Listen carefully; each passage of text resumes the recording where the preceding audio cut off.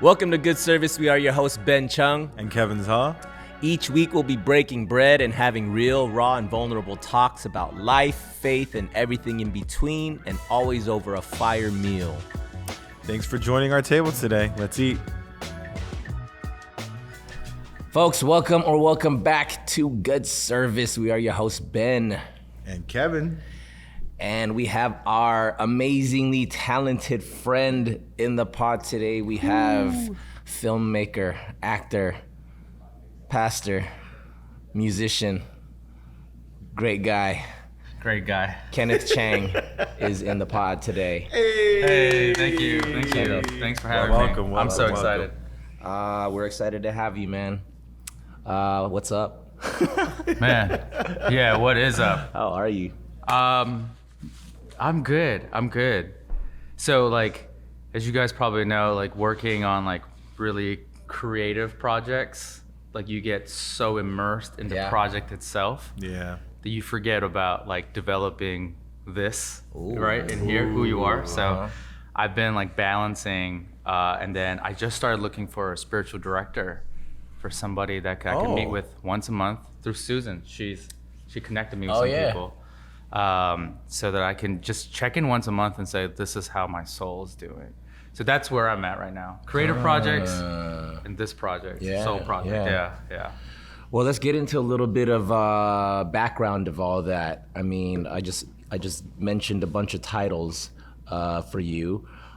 Give us the order, like what came first, and then I'd love to even like get into the ministry side of things as became a pastor. And so from first? Like the origin story of all of that. Yeah, how did that all happen? I even heard musician in there, right? You said that? I was in his music video.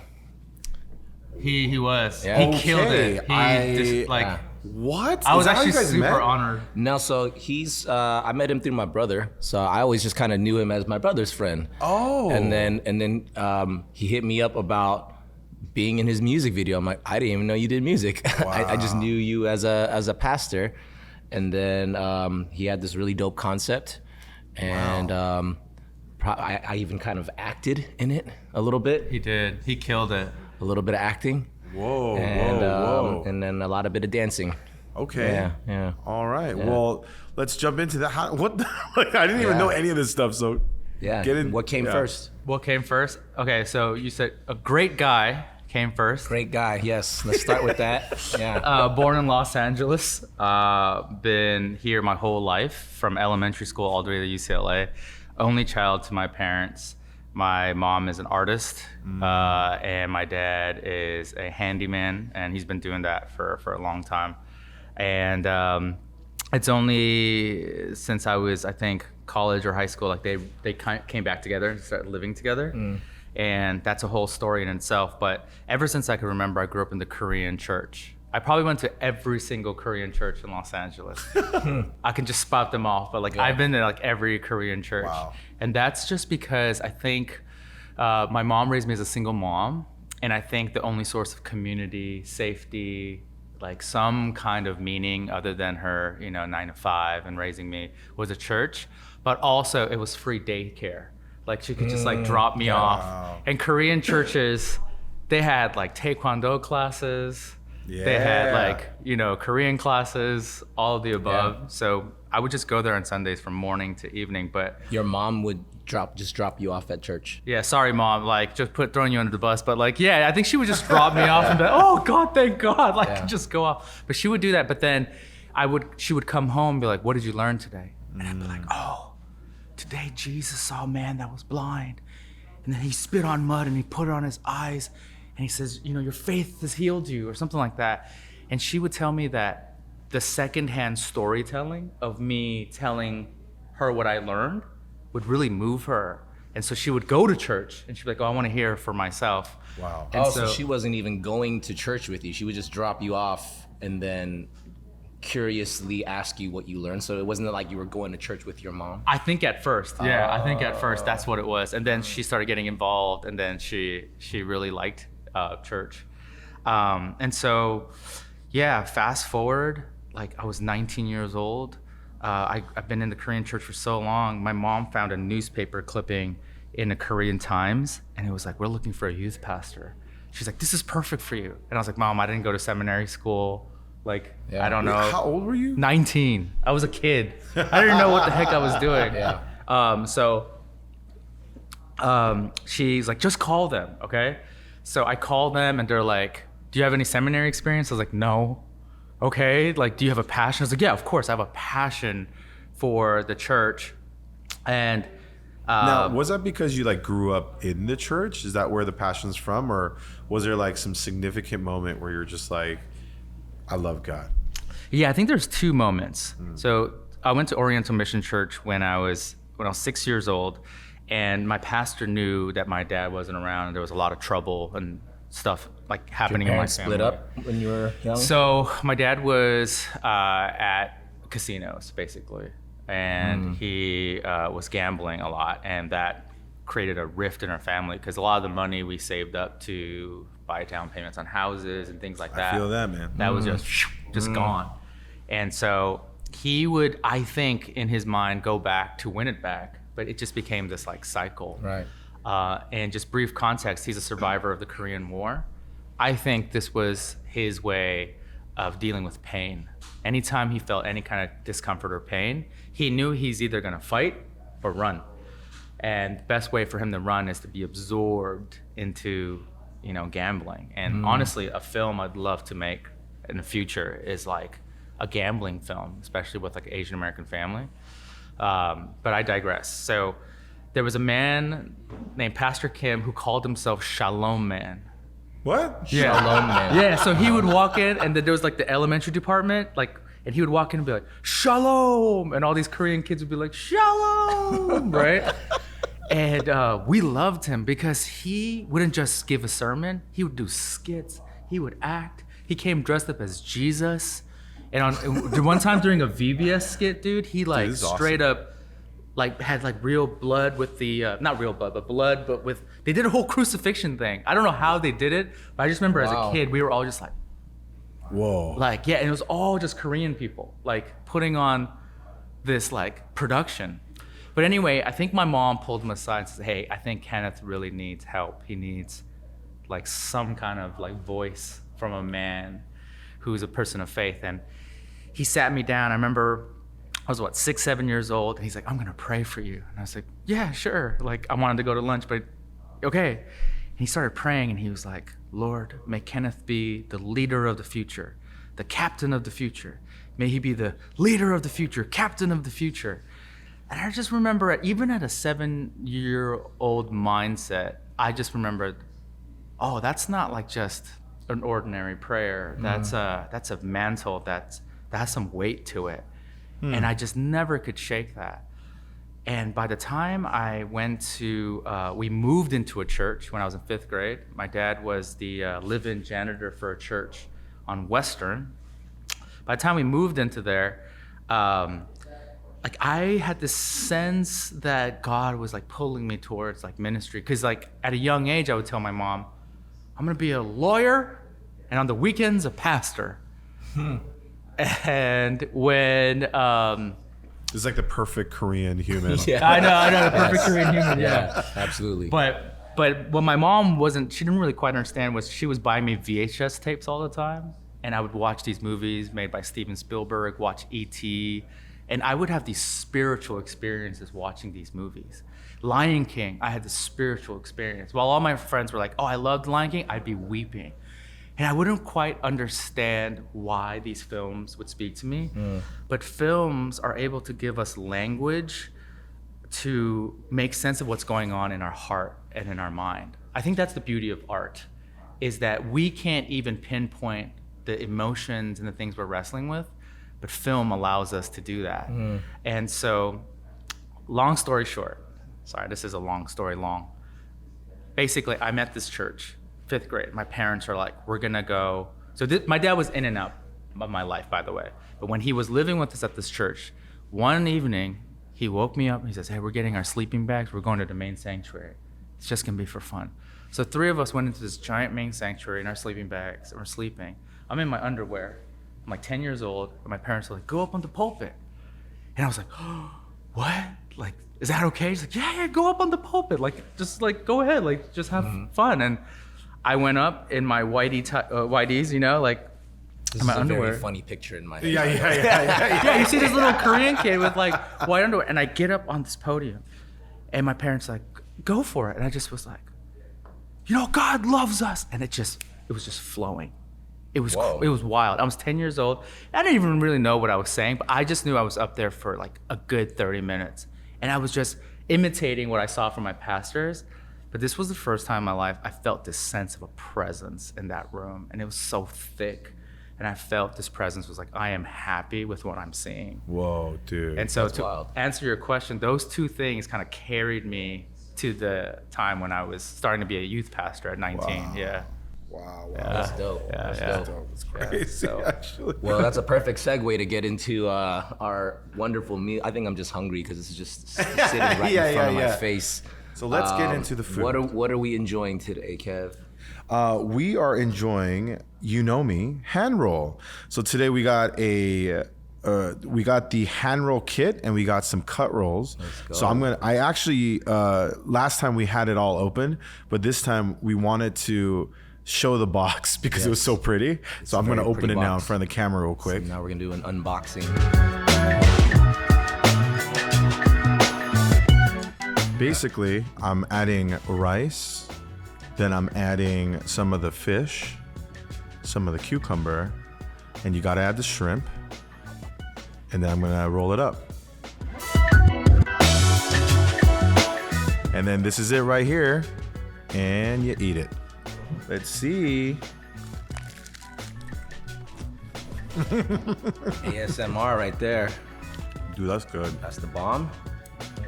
This Wow, looks like that's really tuna. fresh. I'm gonna just share your soy sauce. That's a lot more fresh than I That thought. was sick. Gosh, thank you so much. It's so delicious. Shout out, you know me, man. Okay.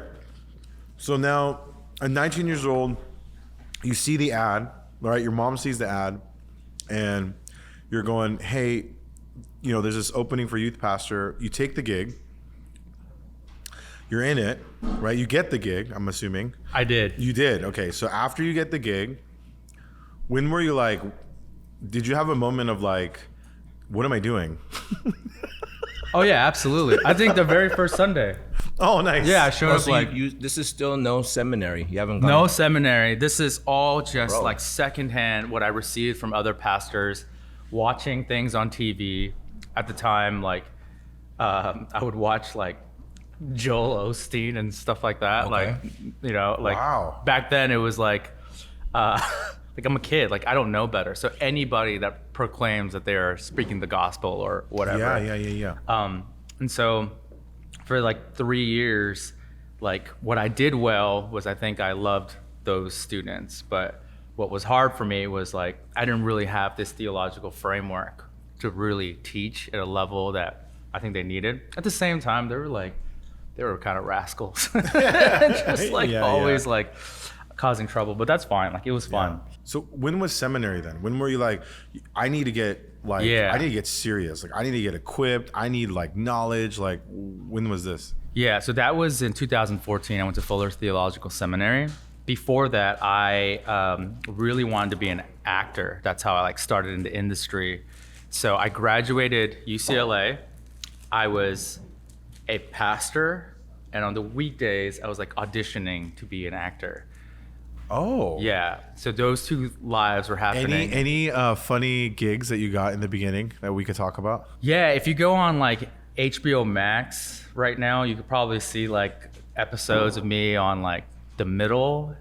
I think Middle? ABC. So ABC The Middle. I've been on Rizzoli and Isles as a police officer that got shot, and I'm like, Oh, really? yeah. I think it's on Max. Yeah, and then there was another episode on Southland. If you guys ever watch Southland's police show, so I come out as a police officer. I think I play police officers pretty well. I can see that. Yeah, You know, I can see that. I can see Okay. that. Vibes. Cop vibes, Cop yeah. vibes. Interesting. Okay. Yeah. So funny.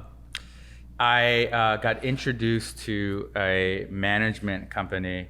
I was at UCLA at the time. It was my last class I was taking, and there was this actor who's fallen from grace, I feel like, right now. But he's like an A-list actor. He was in my class, and basically like a squirrel got let loose in the room. Whoa. And he just was like, "Whoa, professor, there's like a squirrel in here." And I was like, "Oh, what the heck? Like, should we just catch it?" And the professor was like, "Can you just get it if you can?" And I took like a plastic bag. I took this squirrel and I put it out, and this like actor was like, "Dude, you're so brave." And we just started like chatting based off of that, like based off of me like taking the squirrel out. And he eventually was like, "Yo, do you want to get coffee sometime?" And it was just felt like divine appointment. Like I didn't like orchestrate this. We got coffee, and he's like, "What are you doing here at school?" And I was like, "I want to be an actor like you."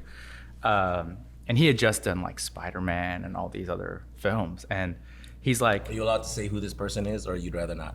you know, he got canceled, kind of, because of like Recently? allegations and stuff. Yeah, not too long ago. So if whatever you guys think. No, it's fine. Yeah. That's it. Yeah. Who's this actor? I'm just Yeah, curious. it's just James Franco. Oh. Yeah, Oh, yeah. So I can yeah. just. Like, you know, He he's can been phrase canceled for a while, but I think he's okay now. He's okay now, right? I don't know. Yeah. I don't know. Okay. Yeah, but Yeah, so I'll just rephrase it like, yeah, so in the class was James Franco. And at the time, this was way before he was in trouble. I'll say it like that. So you can use that sound clip. And then like the squirrel was like right next to his foot. And he just was like, "Oh, I'm gonna get security." So I saved him. And we just had this conversation. He's like, "Why are you in school? I wanna be an actor like you." And he literally just was like, "Oh, take this number down. That's my manager." I called the number. I was like, "Hey, James Franco from my class wanted me to call," and they represented me as their a client for like the next like 5-6 years. And Whoa. Genevieve Penn, who was my manager, like we still keep in touch. She's an amazing woman. Wow. But she's also a woman of God. So 2014, that management group disbanded. I started seminary. I saw that as a sign of like, okay, I'm putting acting down. I'm not going to be doing that. Plus, I wasn't like getting called into auditions or anything like as much as I thought I would be. And I started this journey into seminary. And it was just mind blowing how these professors were seeing the Bible and the way that they would like apply it to ethics and the, you know, like real existential stuff that we were going through as a society. And at the same time, I went to therapy for the first time in my life consistently. They would give 10 sessions for free for students. wow. So I would do 10 sessions, then I'd sign up again, get another 10 sessions. Then I would sign up again, then another 10 sessions. And eventually, like, I was like, okay, enough with this free 10 sessions. I just decided to go all in to like therapy. And it was wild. I was learning about the creator of the universe and his story through the Bible. And I was also learning about myself as a creation of this creator. And like, I was going deep into both. And I felt like the biggest like transformative moments of my life was at seminary. Because I got to know who Kenneth was and realized I had a lot of baggage, a lot of pain, a lot of darkness that I was running away from. You know, I experienced abuse, I experienced traumatic things, both physical and verbal. And up until seminary, the gospel that people would preach to me was like, hey, let this be a Band-Aid over the pain. Let this be a magical formula that you say and you have a prayer and boom, like you don't have to face these things. Seminary said, no, Christ actually takes you deeper right to the pain. He says, let's face this together. And so that's what like really like fascinated me about some of the darker things in the Bible and why they're in there. Some of these stories that if you hear about, this woman who was raped like all evening, was chopped into 12 pieces. Her body was sent out to different parts of Israel and it causes the first civil war in Israel. Like that's in the Bible. People who are possessed in the Bible, like, you know, stories of people who are possessed, that's in the Bible. And there's so many dark stories. And thinking about my story and the ways God helped me face my darkness and meet me in the darkness, helped me really reframe how theology is seen for me. Wow, that's powerful. How did you have this sense of self-awareness, even to think about you needing therapy, to you feeling like you were masking your pain. I mean, because those things, I don't know, I don't feel like normal, people don't normally just have this self-awareness. Like, I think I need to check myself into therapy. Because oftentimes if you have somebody in your life that like asks you these questions and like, oh, have you ever thought of like maybe talking to someone about this? Like, where was this sense of like, I need to unpack what's going on inside me? How did you have that? Yeah, that's such a great question, because like I think 80% of things that we do per day, it's just reactive, and it's just part of this cycle that you've built. And so making new choices takes a tremendous amount of effort and awareness. And what I started realizing for me was I would get so reactive. Whenever someone was pulling from me, I'm like, no, why are you pulling away? Or if somebody was like, I felt was like slighting me, that I would get really defensive really fast, and it would hurt kind of the people around me. And I would blame them. I'd be like, oh, I'm acting like this because you treated me this way. But what I didn't realize until I went to therapy, or that prompted me to go to therapy, was I kind of just had this aha moment where it's like, dude, why do I get so angry so quick, so defensive so quick? Why is this like kind of the baseline, what's that called? Like autopilot for me. And I think that's what drew me to therapy, was I sat down and it's like, I just blew up at this person I loved. Like, I don't understand that. And she's like, well, let's think about like, what was it like growing up as a kid? Like, what happened if you made a mistake? And just kind of going through this journey. I think that's what prompted it. Was I stopped blaming other people. I started thinking, like, seeing myself, like I'm implicating myself in these, situations. Yeah. There's so many good things that you just said about therapy, self-discovery, doing things with God. There's some of the things that whenever anyone brings up therapy, I always love to like double click on it, pause for a second, and really emphasize the help that's needed in our lives. Because one of the hardest things for men, women, anybody, honestly, is really just to ask for help. And we talk about that a lot in our groups, in our friendships. We always talk about that. And I think there was a couple analogies about therapy that I really love, that I really want to double click on, which was when people go, when I used to think, as a kid growing up, I was like, therapy's like, oh, that's for like crazy people, or that's for like people that don't know how to handle things on your own, whatever. Somebody had this like beautiful analogy and told me, hey, like that immense weight, that tiring, heavy thing that you're carrying on your shoulders all day long, 24/7, 365. And I'm like, yeah. Therapy is just like for that like 1 hour is just for that 1 hour, all you're doing is just putting that weight and letting them hold it for an hour. And just that imagery of refreshment in that 1 hour that I don't have to be so tired carrying that thing. I was like, okay, I'll try it. Like that really convinced me. And then some of the things that I learned, because I think once I did it, I started getting obsessed about tools that they were teaching me, because I was like, oh man, I want to remember that tool forever. I want to be able to use that tool forever. So I think that's something I definitely wanted to double click on. And I love how you said, while I was in my increasing my faith journey, equipping and reading and learning, I was also working on Kenneth. Yeah. And I love that, because now you're getting this literally 360 degree treatment of deeper understanding of not just yourself, but literally the universe, which is like crazy. Yeah, absolutely. Because we I think I had to realize the Lord is a holistic Lord. He's after my mind, soul, body, spirit. In fact, like I started thinking of soul as something that encompasses like everything about me. When you think about a soul as a young kid, like you'd think it's like this little detached part of you that goes out to heaven. But the more I read about the Bible, it's just like the God that created all things. Like he deeply cares about every single aspect of ourselves. And so that kind of like holistic faith has been like really helpful for me. Yeah. So good. So, so you're now in seminary. You kind of decided to take a break from acting, and then when did like music? I just feel like you just dabbled in every creative endeavor, and like where how did that kind of come in? And then even when you hit me up for the music video, was that, I think, because that was at a time when you were getting back into music. I think that was what you were telling me. Right, yeah. So you even started music, took a break from that too? I mean, shout out to the Korean church real quick, because if you think about it, like growing up, there wasn't a space for, at least for me, for Koreans in like Koreatown to go to a place where you can play music for free and there'll be mentors to teach you, right? Yeah. You can do skits, so you're acting. Sometimes they'll give you a camera, and they would give me cameras. We would make films. And for Easter, we did some sort of play.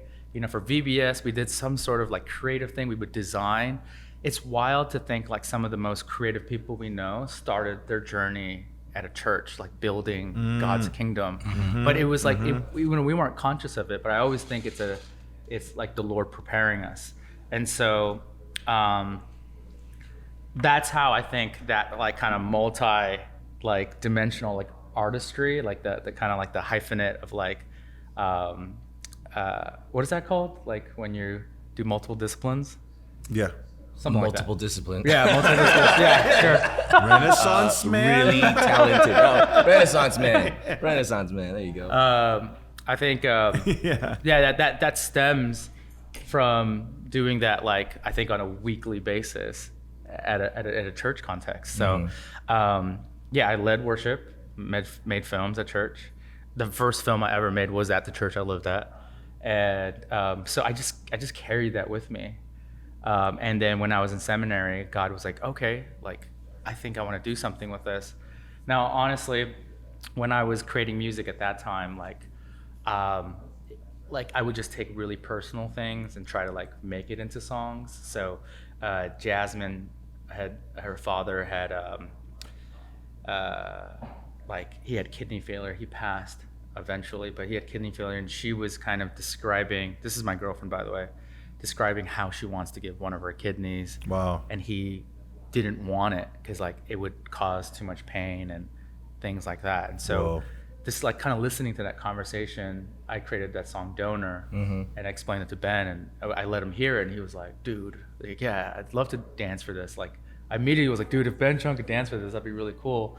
So we put on this whole music video together. You know, so funny thing about that, because you know when friends ask you to do stuff, like part of me is like, man, I hope it's good. I don't want to have to lie to you and be like, ah, man, like what if it's not good? Hey guys, for whoever's listening, that's absolutely true. Right? Every time a friend asks me to do anything, I'm like, I hope this is good. And so when and it was definitely, I was like, oh, you're actually good, dude. And it was like a dope song. So I was like, yeah, I'd be happy to. So I was honored, man. I was Thank honored. you. Yeah, that was fun. Hey, that's super cool. So I didn't even, so you were a singer for a little bit? So ministry, Like what was the video for? Like what was the music video for? Yeah. yeah, I wanted to like put my name out there as an artist and like make music, but it wasn't like I was like fully committed, like, oh, I want to do this like forever. I just knew I had to capture in a medium these feelings and these things that both my loved one and I were like wrestling with, and I had to just put it out there. Wow. Like I am the type of person, if something is bubbling in me, like I have to either put it on paper, or I have to make it into a song or make it into a movie. Like I think that's just kind of the way I'm designed. And then theologically, I'm not saying that this is the way God is. I'm just curious, but there is something about God having so much love, right?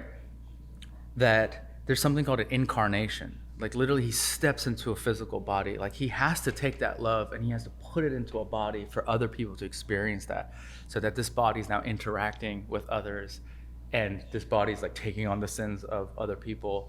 And I think incarnation for creative people is like whatever downloads we're receiving, we all find ways to manifest it. As an artist, we do it through songs and stuff, but as business people, like, hey, I see this pain point in this world, like I'm gonna manifest this creation to process this like download. And I think like that's like the crazy powerful thing about God, like, Wow. right? Right, because I think, Ben, you're the one that reminded me, like, in the beginning, God created. Like, it's the first thing he did, right? And it says the context in which he created was the earth was formless, devoid, and, like, it was dark. And I think in a world like this, there's a lot of darkness, there's formlessness, there's a void, there's, like, chaos. And our God shows us that's the right place to take whatever's in here and to create into this world. And so that's why I'm excited about podcasts like this and a community like Break Bread, because now we have all these creators in the midst of chaos in our world, and we can just start creating the downloads that God is giving.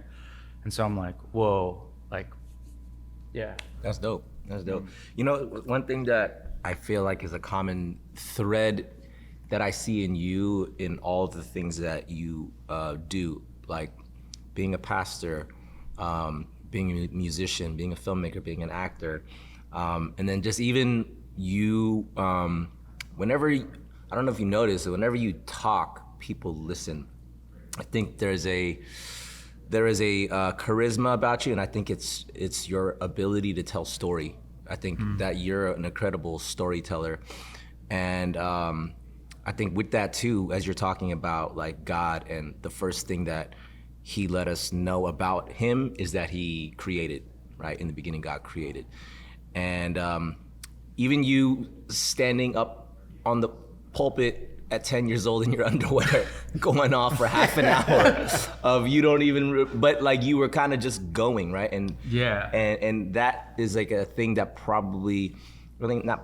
God put that gift in you, is the ability to tell story and do it in such a way where it's captivating. And then he also gives you these talents where you can effectively do it in different mediums too, So I think that's something that I've really learned about you in the recent time that I've known you. I mean, I've known you for years, but I feel like I've recently gotten to know you, and then especially in this season of, as you mentioned, Break Bread and everything, and just wanted to acknowledge that in you. Oh, thank you. I really appreciate that. Hey guys, thank you so much for listening to this episode so far. Just to keep it real, it takes time, energy, and resources to produce this pod. If you feel led to, you can support us by donating on Cash App at Good Service Podcast. Any amount, large or small, is truly appreciated. Thank you guys so much. We love y'all. Back to the episode. One of the things that's really exciting right now, as we're getting to know each other better as friends, is like, even through this podcast episode right now, listening to your journey, I'm like starting to like see just the pieces of God and like how he's like really shaped everything to where you are today. And it's really fun and amazing when God allows us to see some of that vision. And what was funny is when I first met you through Ben, he was like, yeah, this guy, he's a pastor, but he makes horror movies for Jesus. And I was like, horror movie for Jesus?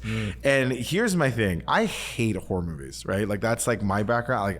Like I just have trauma of horror movies. Like it's like crazy. Like I remember I was like haunted at one season. We gotta talk about all this later, but man, like that's where I come from when it comes to horror. So when he first said that, I just, in my head, I was like, okay.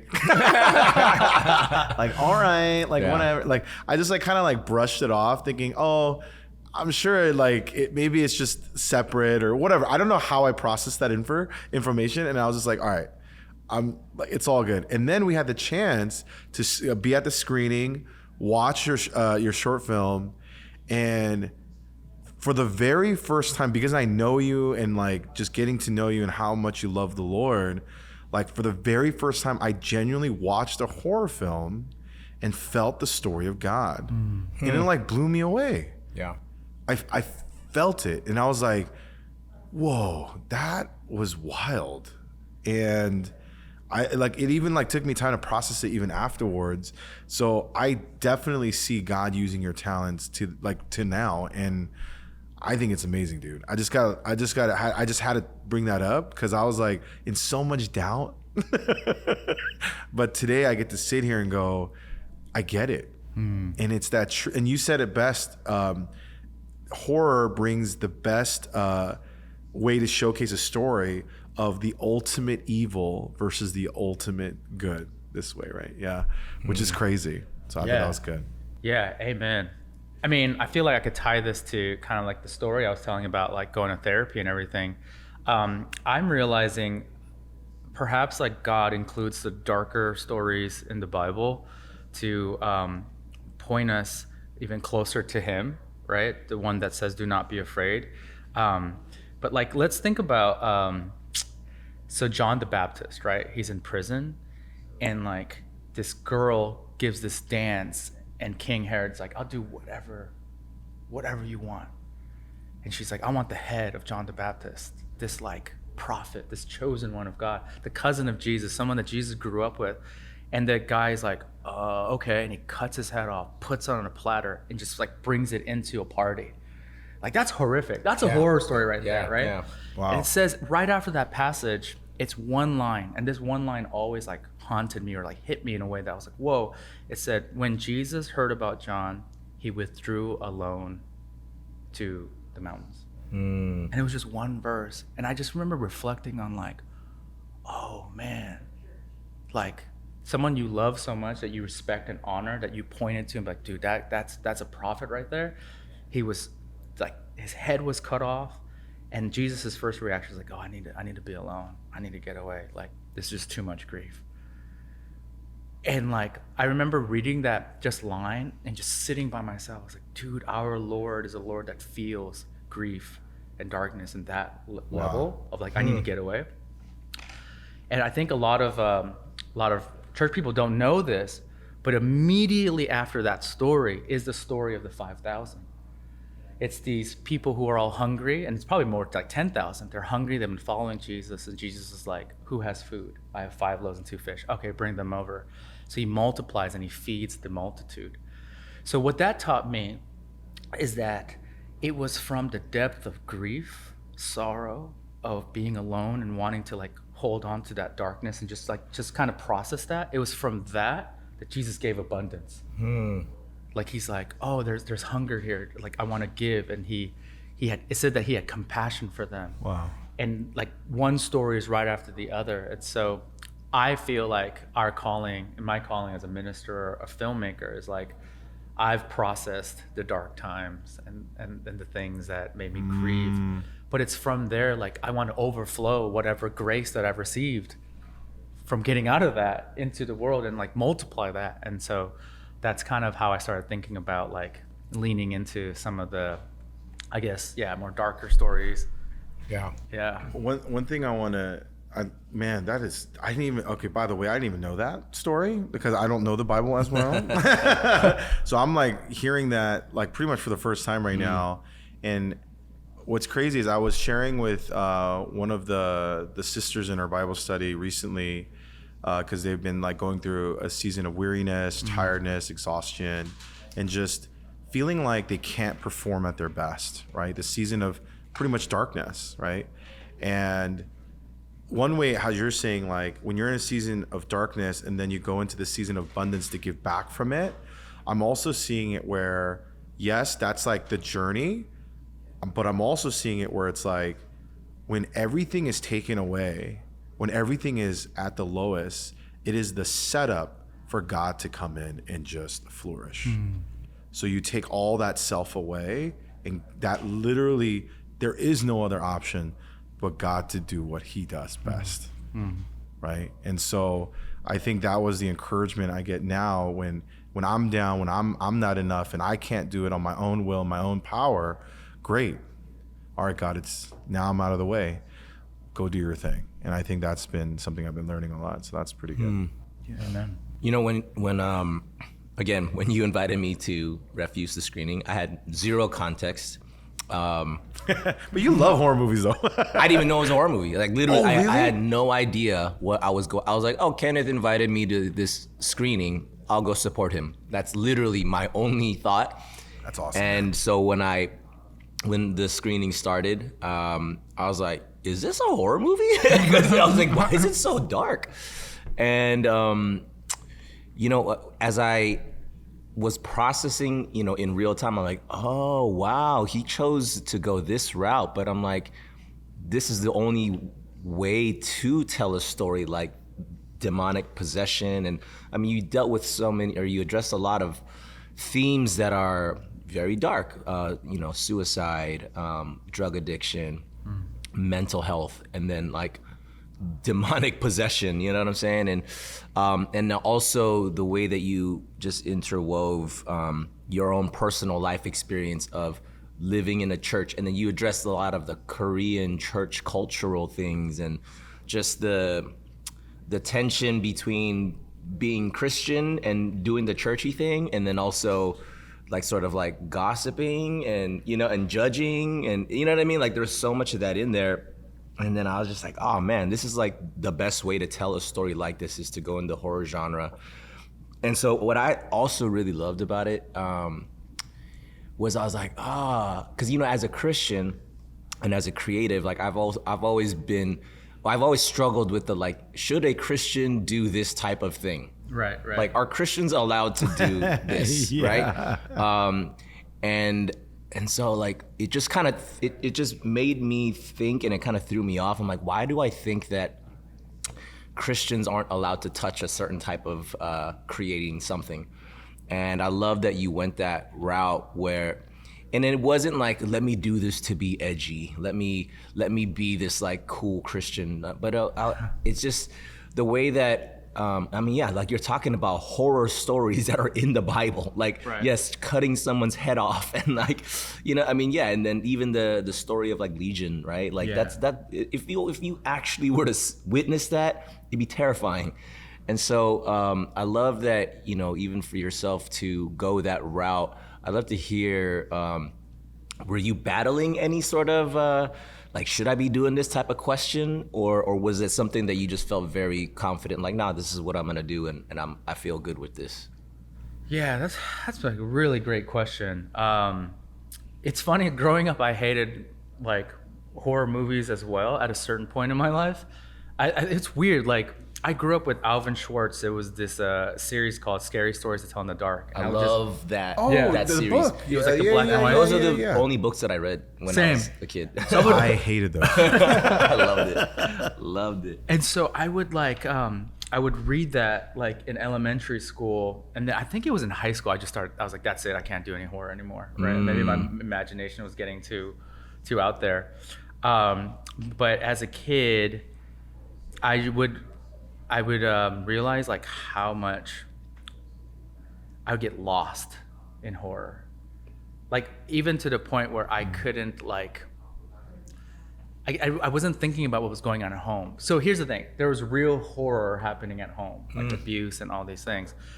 But like the stories somehow like let me kind of engage with that, if that made any sense.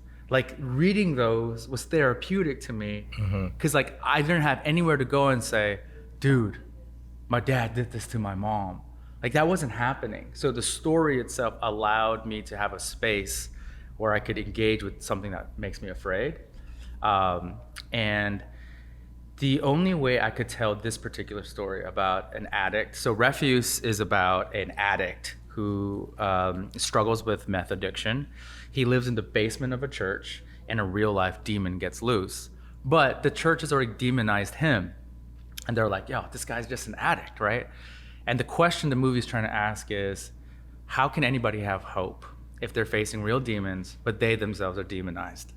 And so I have just seen that time and time again in the church, even in my own life. When I was a troubled teen, go to church, and this isn't all churches, but the ones that I've been to, there have been, people that were like, hey, I don't want you to hang out with Kenneth, like telling their sons, like, hey, I don't think he's a good influence.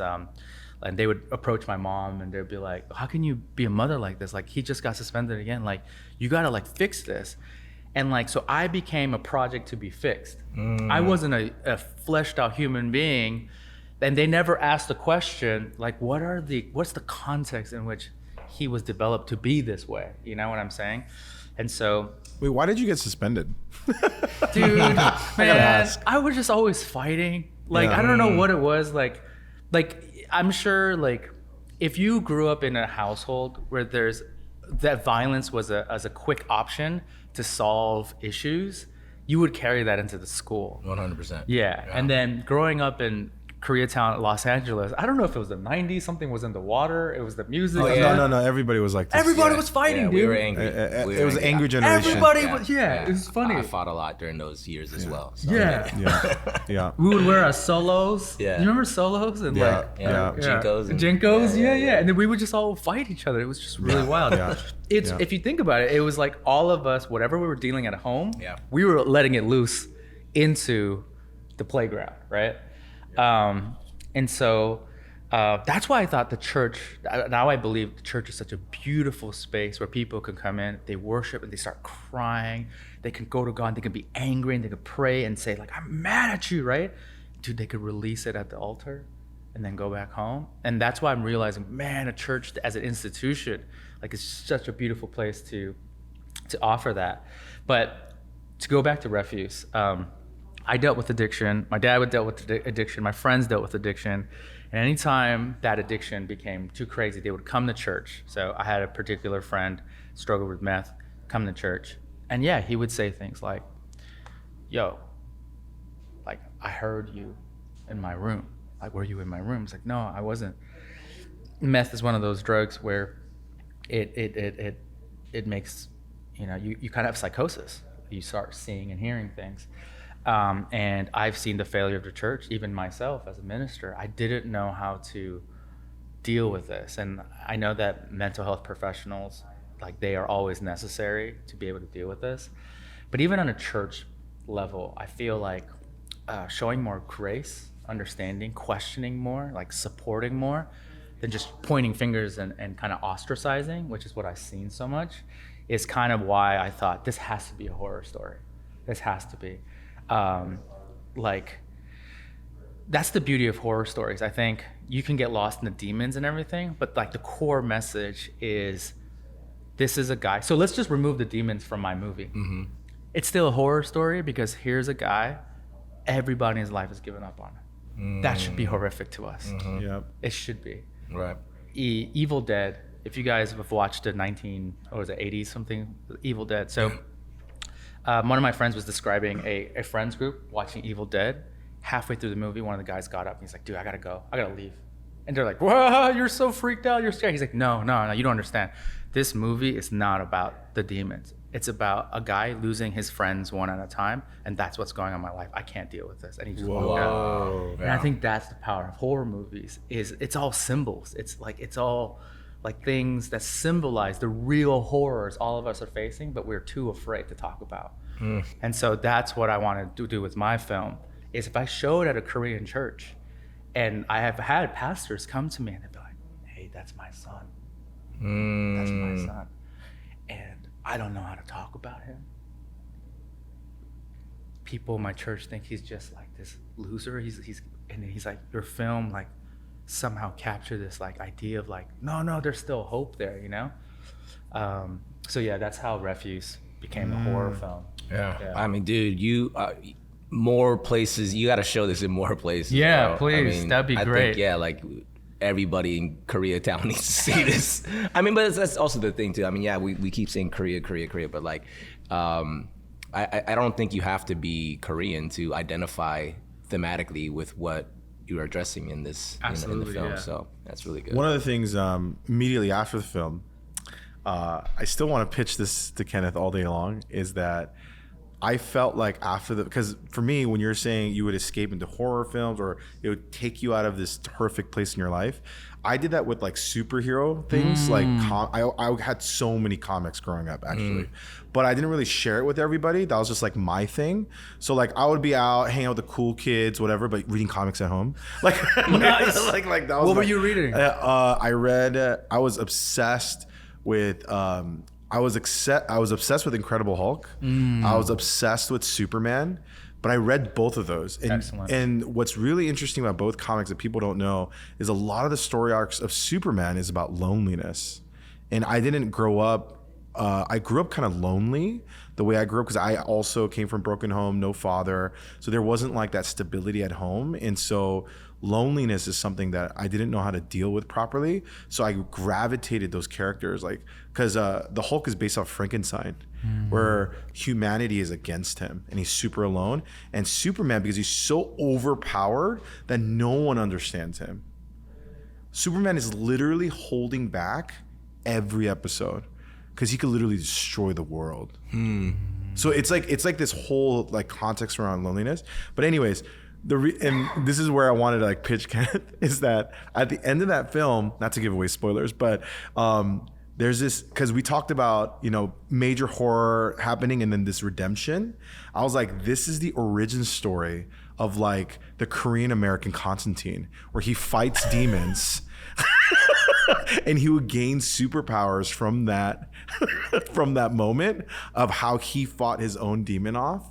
And then that would be the first episode story arc leading to the rest of the show, which would be like every episode. This is a pitch right now, bro. No, I'm serious. No, I'm kind of sucked in. I like this, yeah. And then so the character would like learn from his experience, seek out these like stories throughout the city, and then come in as this like hero, combating the demons with the tools he's learned, and he gets stronger throughout till he like confronts the devil at the end of the season.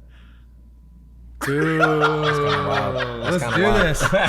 Let's do this, man. Dude, I would like, because like Constantine was one of my favorite. I actually really enjoyed the story. The comics are really good, by the way, and I love the superhero element they brought with like Faith, because Faith is such, again, a battle of good and evil, and that's where I got my battle of good and evil, was superheroes. And the heroes would always win after this turmoil. So I saw your film, and after the film ended, I was like, this would be a sick origin story of a hero. Dude, I'm down. That's awesome. That sounds pretty tight. That sounds really cool. Yeah. All right, let's go write it right now. So with Refuse here, so it was a short. Yes. But you are currently writing the feature length, right? Yeah, my co-director and co-writer David Lee, we just wrote, I think, the 1.5 version of the features. It's about 90 pages. We gave it in for notes. We got notes. So this week, actually yesterday, we were just like, you know, typing away and like tightening the story. And then, it's a fully independent project, so we're probably going to go into production very soon, actually. You guys have funding, everything secured already? We have part of it. We have parts of the funding, and we have a lot of interested parties. Obviously, there's the strike, right? So at first, the interested parties were affiliated with like SAG and WGA and all that. So right now, we just decided to like do funding and stuff, like independent and dope. Yeah. So it's gonna be a really great project. Yeah. Ooh.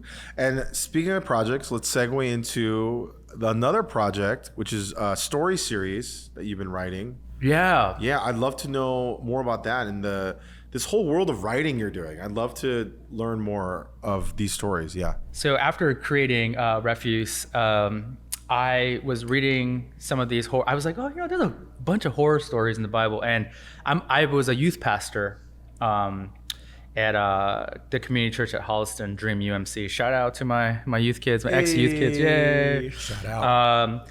And on October, I did a series on the horror stories of the Bible, and we just went through each one, like Saul raising Samuel from the dead, and Samuel said, "Why did you do this?" And I was like, "I need answers." Right? And I just thought like, yo, I've never seen a devotional where they would take horror stories, find the truth in them, and say, this speaks as well. And so I pitched our executive producer who did Refuse, and I said, Daniel, well, like, what do you think of this concept? He's like, let me talk to Alabaster Bible Company. They're the #1 selling Bible company on Amazon. So we pitched it, and they were like, dude, we'd love to publish that. So that whole journey was, I don't know, like 6 months or so, but we're done. We have a final design proof. We're printing sometime this year, but we have like 8 like horror stories from the Bible, and we've got like PhD students from like Fuller, we have writers, we have artists, we have a film critic. All these people take one chapter and they'll like kind of break it down and say, hey, this is what I'm getting from it. And so that book is called Don't Look Away, The Horrors of Holy Scripture. Whoa. Yeah. Let's That sounds go. crazy. Yeah. Sounds super dope. Dang. That's what's up. That's what's No, up. you're speaking about there's not a lot of devotionals around horror. Have you ever read Screw Tape Letters? Oh, yes, I started. Yeah. So my wife led a whole devotional series with that book. No way. That's so dope. It originally started with our past church. Like we Okay. used to go to this different church before. Shout out Canoes Chapel. So they were there. She did like a Bible study every week, but it wasn't a Bible study. They were just going through the Screw Tape Letters. What is, I don't know what this is. It's by Screw Tape C.S. Lewis. Uh-huh. It's a story about a lesser demon and an elder demon. And the elder demon would write letters to the lesser demon on how to conquer their host. Whoa. And it would use different tricks with like pride, fame, lust, like utilizing all these different methods and it's so relevant to today. It's ridiculous because even though I think the context of it is happening at like a wartime, like revolutionary wartime type of like a long time ago stuff, but like reading it was like utilizing like hysteria and fear of what's going on in the world, and I'm like, dude, that's just like COVID. And like utilizing that so the demon could win over their host. Like it's a really interesting read, and it goes deeper and deeper into the human mind and how demons play. And that's like the whole thing about Screw Tape Letters. So she did this devotion. It became so popular in that everybody was like going through this series that people outside of her church like joined in on Zoom because this was during the pandemic. Wow. So they would like join in and she was like on this like every week reading each Screw Tape Letter together. And I was like, this is dope. I only like popped in and out of that, but that's what it reminded me of. I was like, dude. And then you take those stories and with the origin story of refuse and All right, producer Kevin, Kevin. all these pitches today. Let's do this. dude, and it becomes like, okay, sorry. So Good Service Studios starts now. We are more than a podcast. We are more than a podcast. We're gonna make films. Dude, I would love to read the Screw Tape Letters. Actually, that was like my goal. If I had some time, that's one book I'm gonna have to read. Yeah. That's tight. That's so cool. Well, so cool. Ken, dude, thank you for hopping in today and sharing this beautiful hand roll meal with us. But bro, I just want to again just acknowledge you for, dude. It's really cool to have gotten to know you over the past year, and I just see so much of God's favor in your life, dude. You know, and thank you for being bold to share it in such a way where kind of risky, you know what I'm saying? But I think with God's favor in your life, man, I think that's why you're finding success in what you're doing. And but dude, just even outside of that, man, I also just want to acknowledge your faithfulness, bro. Like you the way you show up for people, and the way you even show up in like our Bible study, and the way that you share your thoughts and things like that, man. I just see such a servant heart that you have. And we just want to do our best to support you as a brother and as friends. And yeah, man, just wanted to acknowledge you for that, bro. Thank you. Yeah. I received that. Thank you. It's beautiful. How can people follow you, and what should people be on the lookout for? Yeah, definitely. So the organization I work for is Uncommon Voices Collective. They're on Instagram at uncommon_voices, and then St. Kenneth. You can follow my journey on the feature process and the book that's coming out. So yeah, at St. Kenneth spelled out, and yeah, I think That's what's up. Yeah. That's what's up. We'll plug all that in the description, show notes, and all that. Folks, thank you for tuning in to another episode of Good Service. Ooh, wait, before we go into the landing of the plane, we gotta ask, what is your good service, sir? We gotta understand. There you go. Come on. Yeah. Rewind that. Rewind. So the show is called Good Service. Good Service. We believe that everybody has the ability to serve in the worlds that they traverse in. What would be, in your mind, your good service? How would you define that for yourself?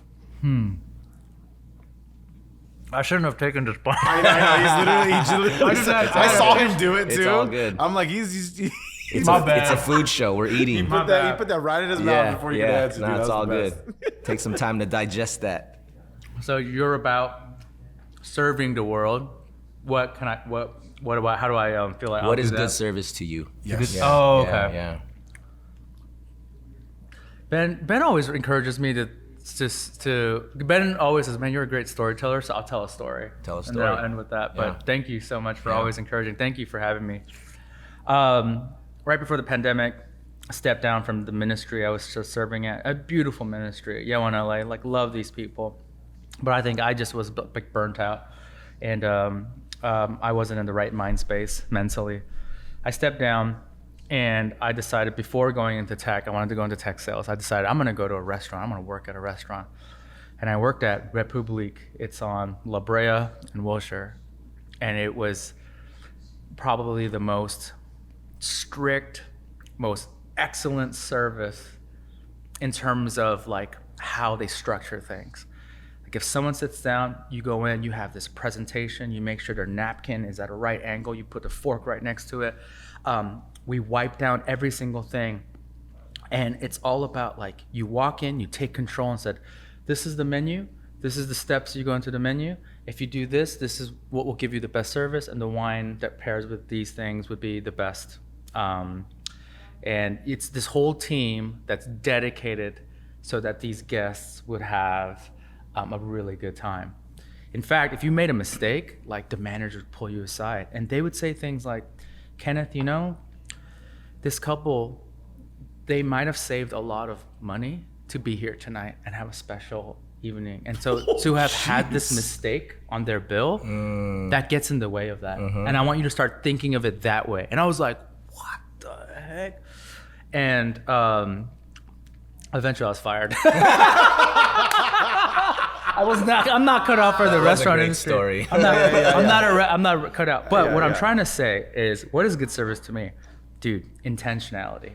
Everything was intentional. The way the water was refilled to even when like checks are dropped off, everything was thought out and was intentional. What I've been learning with like filmmaking and all those things. And so I'm really grateful for Republique because it taught me like, I have to take that kind of attitude and apply it to like filmmaking.